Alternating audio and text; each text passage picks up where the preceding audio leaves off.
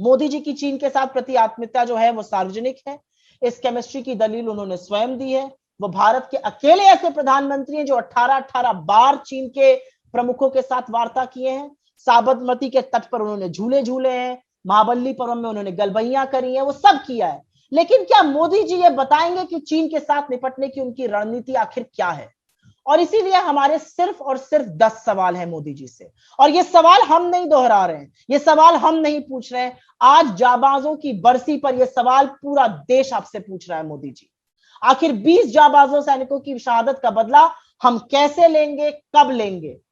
Status को एंटे की स्थापना, यथावत स्थिति अप्रैल 2020 की कब और कैसे स्थापित होगी? यह पहला सवाल है। दूसरा सवाल है, विस्थापित होने के 4 महीने बाद, डिसएंगेजमेंट के 4 महीने बाद, कोर कमांडर मीटिंग के 2 महीने बाद हॉट स्प्रिंग, गोगरा, डेप्सांग में चीनी सैनिक क्यों बना हुआ है? उसको कब खदेड़ा जाएगा? उसके बारे में क्या नीति है? इस पर क्या बात हो रही है और कैसे बात हो रही है? हमारा तीसरा सवाल है, जिस कैलाश रेंज पर हमारी सेना ने कब्जा किया था और जिससे चीन घबराता था, अपने समझौते में उस रेंज को से सेना को क्यों हटाया गया? कैसी जल्दी थी, क्या आतुरता थी, और क्यों इतनी स्ट्रेटेजिक एडवांटेज हमने छोड़ी? हमारा चौथा सवाल है, पैंगोंग त्सो लेक के उत्तरी छोर पर फिंगर 4 से हमारी पोस्ट को फिंगर 3 पे पीछे हटाकर और बफर जोन 8 और 3 के बीच में बनाकर हमने बफर जोन अपनी सरजमी पर क्यों बनाई? हमने एलएसी को और अंदर क्यों घसीट लिया? गलवान वैली, जहां पर हमारे सैनिकों ने यह शहादत दी थी, वो निहत्थे थे, उन्होंने फिर भी अपने जान की बाजी लगा के शहादत दी, खदेड़ा वहां से। वहां पर पेट्रोलिंग पॉइंट 14 से हमारी सेना को पीछे क्यों हटाया गया? हमारा छठा सवाल है कि जब चीन के साथ मोदी जी की गवर्नमेंट बात करती है, जब सरकार की बात होती है, तो बलवान घाटी में होने वाले हमले का स्पष्टीकरण और जवाब क्या मांगा गया? और क्या चीनियों ने स्वीकारा कि इसके चलते इस उल्लंघन के परिणाम स्वरूप शांति समझौता टूटा है? यह जरूरी सवाल है और डिप्लोमेटिक हैसियत से यह बहुत जरूरी सवाल है। सरकार ने 2018 में माउंटेन स्ट्राइक कोर जो हमने लाया था कि इससे हमारे बॉर्डर सुरक्षित होंगे, उसको ठंडे बस्ते में क्यों डाला? हम एक बहुत जरूरी सवाल पूछना चाहते हैं। थोड़े दिनों पहले सरकार के एक वरिष्ठ मंत्री ने राष्ट्रीय हितों के विपरीत बयान देते हुए भारत को हमलावर के रूप में प्रस्तुत किया था। यह एक अक्षम्य अपराध है, यह देशद्रोह है। इस पर प्रधानमंत्री जी चुप क्यों हैं? एक मौजूदा मंत्री राष्ट्रीय सुरक्षा के साथ इतना बड़ा खिलवाड़ कैसे कर सकता है? और अगर ऐसा है और प्रधानमंत्री जी इसकी भर्त्सना नहीं कर रहे हैं, तो क्या यह सरकार का आधिकारिक बयान माना जाएगा? क्या राष्ट्र हित के इतने विपरीत काम होगा? हम बहुत इंपॉर्टेंट सवाल उन फैमिलीज के बारे में, उन परिवारों के बारे में पूछना चाहते हैं, शहीदों के बारे में। उनको स्थापित करने की कोई नीति है? उनके परिवारों के सहायता के लिए किस नीति का पालन किया गया है? और इस मामले में क्या उसका ईमानदारी से निर्वाह हुआ है? क्योंकि बहुत सारी जगहों से ऐसी कहानी आ रही कि वो लोग कह रहे हैं कि इतने पैसे में कहां गुजर बसर होगी पूरी जीवन की। और जो जिन लोगों की शहादत हुई वो ज्यादातर जवान सैनिक थे, कैसे उनके परिवारों का गुजर बसर होगा? तो क्या शहीद परिवारों की सहायता के लिए कोई स्थापित नीति है और इसका क्या ईमानदारी से पालन किया गया है?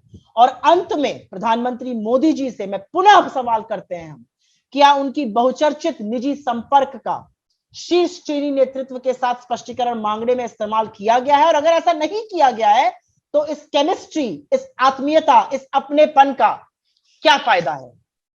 हमारी मांग तो है कि प्रधानमंत्री जी जो चीन का नाम लेने से कतराते हैं, इन वीर सैनिकों की शहादत को व्यर्थ ना होने दें, चाहे आर्थिक रूप से, व्यापारिक रूप से, राजनीतिक रूप से, सैन्य कार्रवाई के माध्यम से। चीन को एक कड़ा सबक सिखाना बहुत जरूरी है। चौंकाने वाली बात और भी है कि रवि मोहन तिवारी व सुल्तान अंसारी द्वारा जमीन खरीदने के लिए जो स्टैंप ड्यूटी जमा करवाई गई और जो ई स्टैंप सर्टिफिकेट जारी हुआ, वो हुआ 18 मार्च 2021 को शाम को 5:22 पर। और राम जन्मभूमि ट्रस्ट ने जो जमीन रवि मोहन तिवारी और अंसारी से खरीदने के लिए स्टैंप ड्यूटी जमा करवाई, और जो ई स्टैंप सर्टिफिकेट जारी हुआ वो उससे पहले ही जारी हो गया। वो जारी हुआ 18 मार्च 2021 को 5:11 पर। यानी ट्रस्ट ने रवि मोहन तिवाड़ी व सुल्तान अंसारी से जमीन खरीदने के लिए स्टैंप ड्यूटी पहले से ही जमा करवा दी और उन्हें कीमत भी पता थी।